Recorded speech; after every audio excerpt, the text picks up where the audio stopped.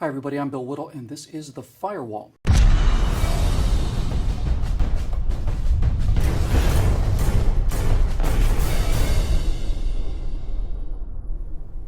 Before we get into what Benghazi is, let's address what it isn't. It isn't irrelevant, it isn't trivial, and it isn't a witch hunt, as many prominent Democrats and their supporters desperately want you to believe. For example, this graphic has been going viral. It shows the date and location of 10 embassy or consular attacks during the Bush presidency, with a total of 60 people dead and the number of outraged Republicans set at 0. Therefore, these attacks happen frequently. Therefore, Benghazi is a hypocritical witch hunt staged simply to get Barack Obama and Hillary Clinton. Unfortunately for the millions of people who have seen this graphic and passed it on, one of them, at least one, knows how to read, think, and research. Kyle Becker at the Independent Journal Review took a look at each of these 10 attacks. In 8 of them, the total number of Americans killed was 0.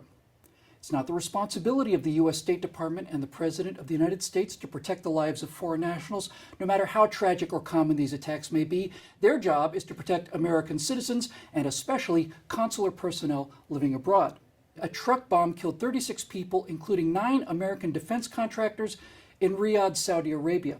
President Bush immediately called it a terrorist attack. The Saudis investigated and killed 2 of the attackers in the raids that followed.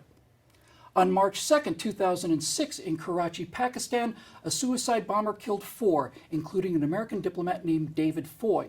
Was instantly denounced as a terror attack. There were no advance calls for additional security. Mr. Foy was killed instantly with no possibility of rescue, and there was no cover-up or attempt to spin it other than what it was.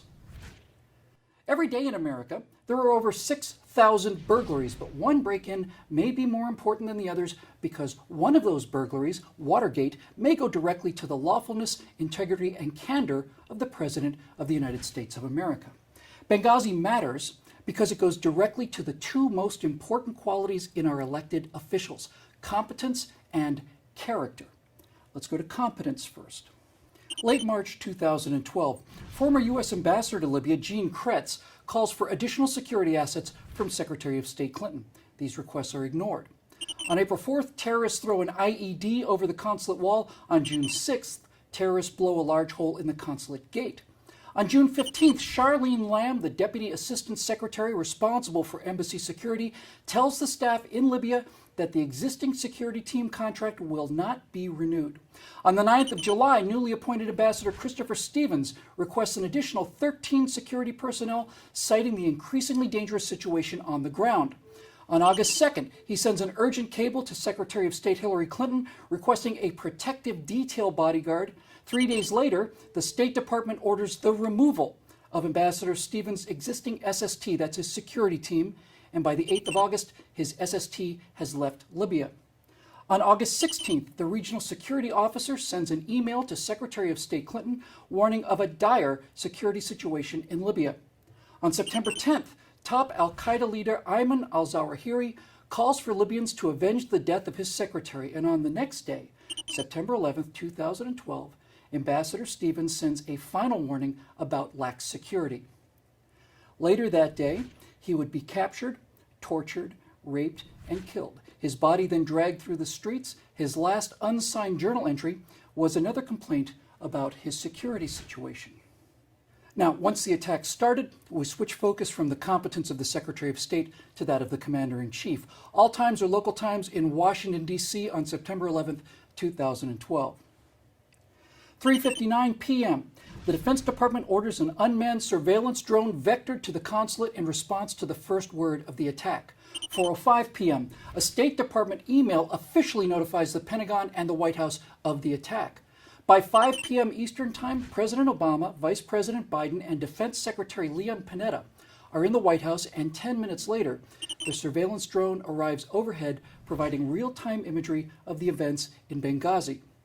At 5:40 p.m., the request for FEST, that's the Foreign Emergency Support Team, a counter-terrorist unit specifically trained to rapidly respond to exactly these kind of situations, was officially refused by the State Department.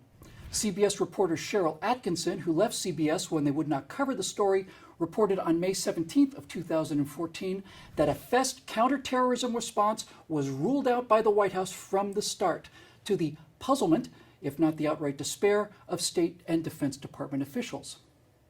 At 6:06 p.m., a State Department email said that the terrorist group Ansar al-Sharia claimed credit for the attack within 3 hours of the first shots being fired. By 8 p.m. Eastern, Deputy Chief of the Libya Mission, Gregory Hicks, phones Hillary Clinton and tells her unequivocally that the consulate in Benghazi was hit by a terrorist attack. 2 hours later, at around 10 p.m. Eastern, Clinton and Obama discussed the situation by phone at about the same time as former SEALs Glenn Doherty and Tyrone Woods were killed on the roof of the annex by enemy fire, 6 hours after the first shots were fired. They'd been fighting alone under the eyes of the surveillance drone for 2.5 hours. At 10:30 that evening, Secretary of State Hillary Clinton publicly blames, quote, inflammatory material on the internet, unquote, for the attacks. 3 days later, on September 15th, CNN's Arwa Damon finds Ambassador Stevens' diary, quote, on the floor of the largely unsecured consulate compound where Stevens was fatally wounded, unquote. The diary, like the rest of the sensitive classified documents, had not yet been secured 3 full days after the attack. All right, so much for competence. Now to character. On September 12th, the day after the attack, the State Department's Elizabeth Jones prepared a summary of talks with the Libyan ambassador, which concluded that Benghazi had been a terrorist attack. On September 13th, White House spokesman Jay Carney blamed the attack on an obscure internet video posted months before on YouTube. On the 14th, the first draft of an internal State Department memo blamed terrorists, but 24 hours and 12 drafts later, it would be changed to place the blame of the attack on the internet video. Also on the 14th, standing with Hillary Clinton and the returning coffins, President Obama again blamed the internet video, while Secretary Clinton told Charles Woods, father of the slain Navy SEAL Tyrone Woods, quote, we will make sure that the person who made that film is arrested and prosecuted, unquote. On the 15th, President Obama once again blamed the video for the violence. On the 16th, then U.S. Ambassador Susan Rice blamed the attack on the video, backed up the next day by a State Department official. On the 18th, Carney again blamed the video for the violence. On the 19th, he repeated the claim that there was no evidence that the attack had been pre-planned. On the 20th, both Carney and the president blamed the video, and the White House on that same day spent $70,000 airing apology ads for the video. Finally, on September 21st, a full 10 days after the attack, Secretary of State Clinton finally publicly admits what she'd been told 3 hours after the shooting started. It was a terrorist attack. But that didn't stop the president from announcing to the UN 3 days later on the 25th that the internet video was to blame, adding, the future must not belong to those who slander the Prophet of Islam. On September 27th, the man who made the video that both President Obama and Secretary Clinton blamed for the attack, Nakula Basili Nakula, was placed under arrest for parole violations and served almost a year in prison. The President of the United States, as Commander-in-Chief of our armed forces and the man ultimately responsible for the safety of Americans at home and abroad, is given a daily intelligence briefing. It's short and to the point, outlining the major developing threats of the day. On September 6, 2012, 5 days before the attack, President Obama missed that briefing, but he did give a speech to the Democratic National Convention calling Mitt Romney inexperienced in foreign affairs. On September 7th, he did not attend the briefing as he was campaigning. On the 8th, the president elected not to attend his daily intelligence briefing. On September 9th, President Obama decided not to attend his daily intelligence briefing, nor did he attend it on the 10th. On September 11th, 2012, the 11th anniversary of the attacks on New York, Washington, and Pennsylvania, the president declined to attend his daily intelligence briefing. For 6 consecutive days prior to the Benghazi attacks, the President of the United States placed his campaign schedule ahead of his duty as Commander-in-Chief to remain informed of the critical intelligence issues of the day. On August 9, 1974, Richard Nixon resigned as President of the United States to avoid impeachment for his role in the cover-up of a petty burglary at the Watergate complex in which no one was killed or wounded. He was threatened with impeachment because he lied to the American people. President Obama lied to the American people and the world for 10 days after the event that cost 4 American lives, including that of the sitting ambassador who repeatedly called for help, and those of the 2 men who ran toward, not away from, the sound of gunfire to protect their country and their people. This president lied to the American people, and so did his presumptive heir, Secretary of State Hillary Clinton, who also lied to Congress. This matters. Benghazi matters.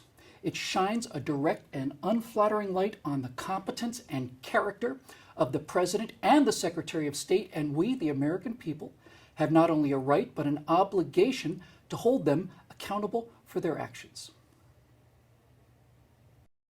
Oh, and please subscribe to our YouTube channel and visit us at truthrevolt.org.